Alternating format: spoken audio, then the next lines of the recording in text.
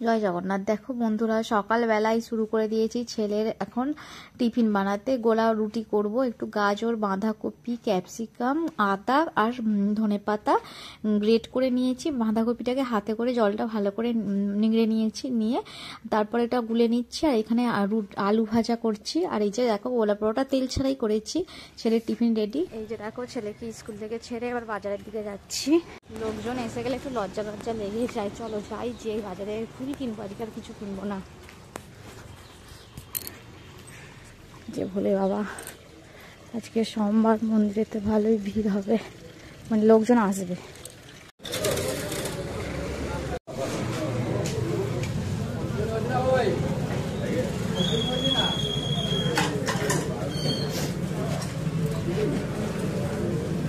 এই যে দেখো বন্ধুরা, সকালবেলা পুজো টুজো করে নিয়েছি। আর বাজার থেকে কি কিনে নিয়ে এসেছি চলো তোমাদেরকে একটু দেখাই। এই যে দেখো, আজকে নিয়ে এসেছি এই যে সর্ষে শাক। এই প্রথমবার এখানে সর্ষে শাক পেয়েছি। আর বছরের ফার্স্ট এঁচড়ে নিয়ে এসেছি। আর এখানে বেতে শাক। এইগুলো এখানে যবে থেকে এসেছি কিছুই খেতে পাই না, আজকে আমি দেখতে পেলাম, ভাবলাম নিয়ে যাই। আমার বর তো জানি না বেতে শাক কোনটাকে বলে।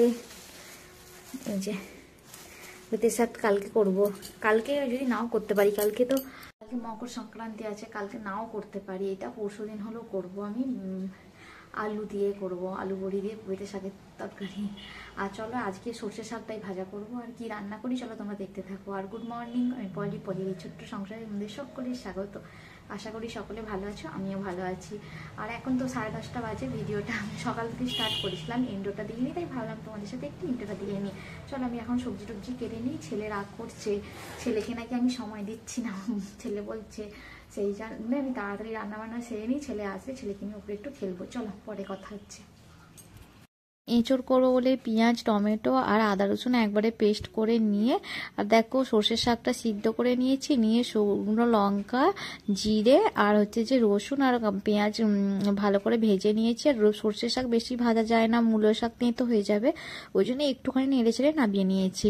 তারপরে এই যে দেখো টক করবো বলে বড়িটা ভেজে নিচ্ছি। আর 5 ফোড়ন, শুকনো লঙ্কা ফোড়ন দিয়ে এই যে মূলো, আলু, ওলকপি, বেগুন, বেতে শাক, কড়াইশুঁটি সব এই যে ধুয়ে নিয়েছিলাম, ওর মধ্যে দিয়ে নুন আর হলুদ দিয়ে জল দিয়ে সিদ্ধ বসিয়ে দিয়েছিলাম। তারপর তেঁতুলটা গুলে দিয়ে দিয়েছিলাম আর অল্প একটু চিনি দিয়েছিলাম। তারপরে এঁচড়টাই যে বসিয়ে দিচ্ছি, এঁচড়টা ভেজে নিচ্ছি। এঁচড় আর আলুটা সিদ্ধ করে নিয়েছিলাম, নিয়ে ভেজে নিয়ে আর এই জিরে ফোড়ন দিয়ে তারপরে দেখো মশলাগুলো দিয়ে রোজকার যা ডেলিকার যে মশলা দিই সেসব মশলা দিয়ে ভালো করে মশলাটা কষিয়ে নেব।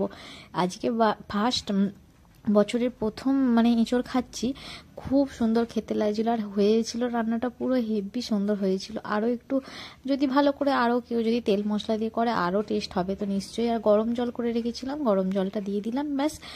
আমি বেশি ঝোল করব না, একটু মাখা মাখা মতোই রাখবো। আর এই যে দেখো ঘি আর গরম মশলা দিয়ে দিলাম। ঘিটা একদম সামান্য দিয়েছিলাম, বর খাবে বলে। তারপরে দেখো তখন 2:30টার বেশি হয়ে গেল, বর আসেনি বলে চালটা পেস্ট করে নিচ্ছিলাম রাত্রির জন্য। আর ছেলে তো আমাকে এইসব কিছু হলে তো সাহায্য করে সব সময়, আর ছেলেও দেখো সাহায্য করছিল। তারপরে দেখছি কিছু মানে এইগুলো বাটাবাটি কমপ্লিট করতে না করতে বর এসে গেছে।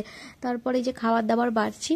আর বর একটু বললাম একটু ভিডিওটা করে দাও, দেখো কি কি রান্না করেছি। টক, এই যে এঁচড়, করলা সিদ্ধ বরের জন্য, সর্ষে শাক ভাজা আর ছেলের জন্য আলু ভাজা। আজকে আমাদের মেনু এইটাই। চলো আমরা খাওয়া দাওয়া করে নিই। খেতে কিন্তু খুব সুন্দর হয়েছিল, খাবার দাবার খেয়ে পুরো মন ভরে গেছে, নিরামিষ হলেও। তারপরে পাটিসাপটা করবো বলে বরকে বললাম একটু খোয়া ক্ষীর দিয়ে যাও। আর বলে ও খোয়া ক্ষীর দিয়ে গিয়েছিল, আমি একটু দুধ দিয়ে একটু চিনি দিয়ে এটাকে ভালো করে গুলিয়ে নিচ্ছি। বন্ধুরা, এই যে দেখো পৌষ পার্বণের পিঠে পুলি হচ্ছে, সাহস করে নেমে পড়েছি। আর তোমাদের সাথে কিছু শেয়ার করে উঠতে পারিনি কি কি পিঠে বানাচ্ছি। তার কারণ হচ্ছে না, একটু ভয়ে ভয়ে পিঠে বানাতে শুরু করে দিয়েছি, তো সেই কারণে একটু হুড়মুড়িতে ভুলে গেছি তোমাদের সাথে সবকিছু শেয়ার করতে। তাই দেখো কি পিঠে বানাচ্ছি। ভাজা পিঠেগুলো অতটা সুন্দর হয়নি, তবুও যা হচ্ছে, অনেক বছর পর ভাজা পিঠে বানাচ্ছি। আর এখানে বানাচ্ছি যে পাটিসাপটা। আর এই যে ভাজা পিঠাগুলো ভালো হয়নি জানি না, আমি আর অনেক বছর ভাজা পিঠা ভালো মানে করি না তো। আগে আগে করতাম, খুব সুন্দর লুচির মতো ফুলতো, এখন আর ভালো হতে চায় না বলে আর করিও না, অনেক বছর 3-4 বছর হয়ে গেল। তারপরে যা হচ্ছে হচ্ছে, আর তার মধ্যে নুন দিতে ভুলে গেছি সবেতে, মানে এই দুটো পিঠেতে নুন দিতে ভুলে গেছি, সে আর এক কীর্তন। তারপরে কি বলি আর, তারপরে দেখো এই যে এগুলোতে অল্প অল্প ঘি দিয়ে একটুখানি সেঁকে নিচ্ছি, যাতে একটু ঘিয়ের গন্ধতে টেস্টটা আরও ভালো টেস্ট লাগে। আমাদের পাটিসাপটা আমরা ছোটোবেলা থেকে আমার মাকে দেখেছি এইভাবেই করে। আর দেখো এটা ফার্স্টবারে দেওয়ার সময় একটু কিরকম গন্ডগোল হচ্ছিলো, কিন্তু হয়ে গেছিলো। আর কিন্তু পাটিসাপটা খেতে খুব সুন্দর হয়েছিল, পুরো খুবই মানে সুন্দর। আর এই ভাজা পিঠাটা যদি একটু নুন হতো, মিষ্টিটা আমাদের সবসময় কম খাওয়া হয়, কিন্তু কি হবে, যা হয়েছে হয়েছে, আর কি করি। ও ভাজা পিঠা কমপ্লিট করে নিয়েছি, পাটিসাপটা কমপ্লিট করে নিয়েছি। এবার এই যে সরু চাকলি যেটা, সেটা হবে। দেখো আজকে ব্যাটারটা অনেকটাই হয়ে গেছে, এতগুলো পিঠে করলেও কেউ খেয়ে উদ্ধার করতে পারবে না, তাই ভাবছি কি করবো। আগে এটা করি, দাঁড়াও। এই যে দেখো বন্ধুরা, 2 রকম তো পিঠে বললাম তো করে ফেলেছি। দেখো মাথায় কিরকম গন্ডগোল, দেখো পিঠে করেছি, পিঠেতে নুন দিতেই ভুলে গেছি, বিস্বাদ হয়েছে, মানে শুধু মিষ্টি ভাবটা হয়েছে, আলোনা আলোনা টাইপের খেতে লাগছে। ভাজা পিঠেটাও আলোনা আলোনা টাইপের খেতে লাগছে।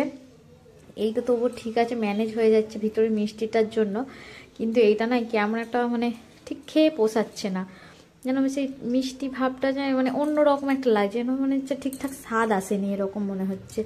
আর এখানে সরু চাকলিগুলো করছি, আগে তো উনুনকে দিয়ে দিয়েছি, ভাজা পিঠে একটা করে দিয়ে দিয়েছি, সরু চাকলি একটা দিয়ে দিয়েছি, পাটিসাপটাটা দেওয়া হয়নি, যাই এখানে রেখে দিয়েছিলাম। ঠিক আছে, কোনো ব্যাপার নয়, আগে এগুলো করে নিই, চলো। এই যে দেখো পিঠে পুলি রেডি, সরু চাকলি পিঠে, এখানে হচ্ছে যে ভাজা পিঠে, পাটিসাপটা পিঠে, আমাদের 3 রকম পিঠে রেডি। আর বর এখানে মশা মারতে ব্যস্ত, আর ওরা গুড় দিয়ে খায় না, ওদের জন্য ছোলার ডাল করিয়ে। চলো আজকের মতো আসি, বাই, গুড নাইট, জয় জগন্নাথ।